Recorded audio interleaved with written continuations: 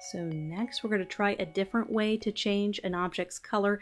Let's say we want to change just her dress. So we're going to use our selection tools to be able to make a selection of her dress. So let's just take the magnetic lasso tool and go ahead and see what we can get here. That's doing a pretty good job at making the selection. As we've studied in a couple past previous lessons, there's so many different ways to cut objects out. Sometimes some work better than others. Some of the newer tools, I'm trying to use those a little less, so just in case you have an older version of software, you kind of have something to go with. And this is where the pen tool might be helpful in helping us fine-tune our selection. So we have our selection here, and this is also going to help us practice selecting. We're going to zoom in and do some fine-tune work and make sure everything is selected how we want.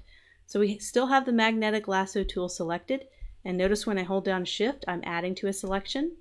So I'm going to hold down Shift and I'm just clicking to add a selection. Just going around and adding anything I missed or anything that the magnetic tool missed. And sometimes this is really high contrast, so it's very easy to do. Let's say it's just not selecting a particular area.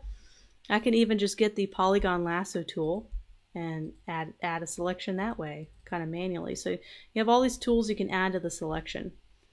And you can even use the pen tool to help you. So right here at this little area, let's get the pen tool out.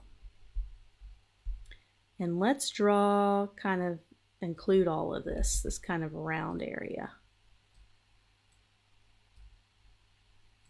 Just like that. We just want to kind of add that to the selection. I'm going to right click, make a selection. I'm going to click, instead of new selection, if I were to select new selection, it would deselect everything here. So you're going to add to the current selection that we already have, and it integrates right in there. So let's say we want to subtract. So let's go like this. We're going to subtract that little area right there. So I'm going to right click and I am going to make a selection, but this time I'm going to subtract from the selection. So now I'm subtracting. So this is a little bit, takes some time to get to know and to get used to, and you have lots of projects and practice time to be able to do that. That's why I love the pen tool, because I get lots of control over curves.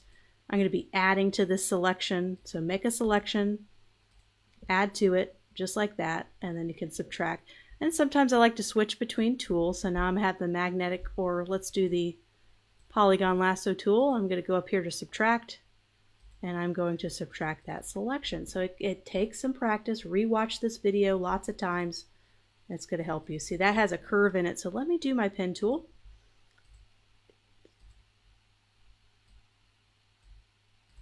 I'm just taking that skin, and you can always click on your pen tool. You have a lot of different options for adding your anchor points and changing your anchor points. And once again, we're really going to cover this quite a bit in Adobe Illustrator. And subtract. So we want to subtract that out. We don't want to select the skin. And voila. So pretty decent selection here. You just have to go in and really make sure your selection is good. And looks like around the bottom there, we can either use them quickly, we can also use the quick selection tool. You have lots of tools in your tool belt. We want to do the addition, not subtraction. So we're just going to go see if we can't smooth around the bottom. And smooth selection. Looks like I might need to use the pen tool for that one to get a nice smooth curve, but that is no problem. So just making a selection, right click. Now the biggest thing about this is just remembering, am I subtracting or am I adding? And sometimes it's kind of hard to remember. So I'm definitely subtracting from that selection. And there we go. We can always fine tune all this stuff very quickly. And there we go. We have our dress perfectly isolated, and now we're ready to change color. So we have our dress selected. So the tempting thing to do is to go up to adjustments and do all sorts of things to color balance to change the shade of her dress. But the only problem with this is when you click away and you start doing other things and you want to change her dress color again, you're kind of stuck with what you have. You're kind of destroying the original photo. So what we want to do is we want to keep the original photo intact just in case we ever want to change the dress again. So this is called non-destructive editing, and we're going to do that further in the course in the next couple lessons. So what we're going to do is we're going to go back, and there's a couple ways we can do this. We can duplicate our layer. So we're just going to right click our layer and duplicate it. And then what we're going to do, we still have our original dress selection. We're going to add a layering mask, and we're going to cover layering masks in more detail later. So this little icon right here with the circle in it, we're going to add a layering mask. And what that's going to do, it's going to add this layer on top of this copy.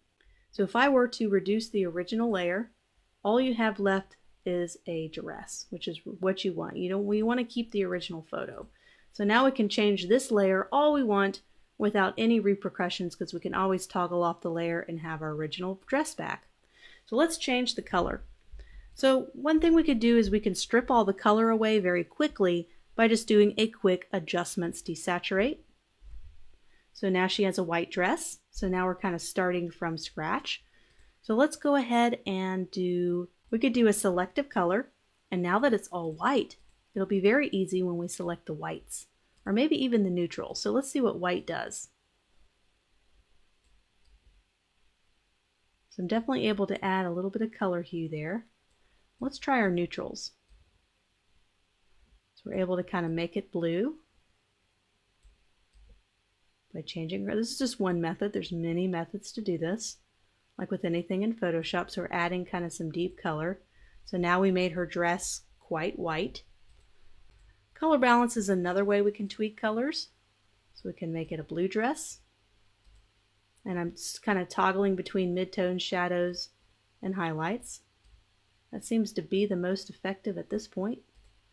And so at any time we can toggle off this layer, and voila, we have our pink dress back and we have our blue dress back. And we can even duplicate this layer. So I'm just going to duplicate it. And we can have different colors. So we could toggle that off, and then we can have different colors that we can toggle between. So with this one, let's go to hue and saturation. And after time, you'll learn which one to go to and which one has the most effectiveness.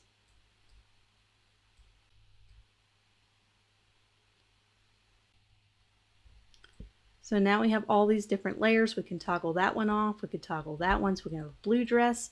We can have a purple dress. You'll notice when you go on online websites, when you're going e-commerce and you're buying a t-shirt or you're buying yoga pants and you're able to change the color, this is exactly how Photoshop artists and graphic designers create these different colors. Is they'll create a file and they'll have different layers where they can switch it out and export all the layers, so they'll be able to have and show different options. So this is exactly how they do it. And that is how you change a dress color. We can even do the same with her hair. We could do it with anything we want to.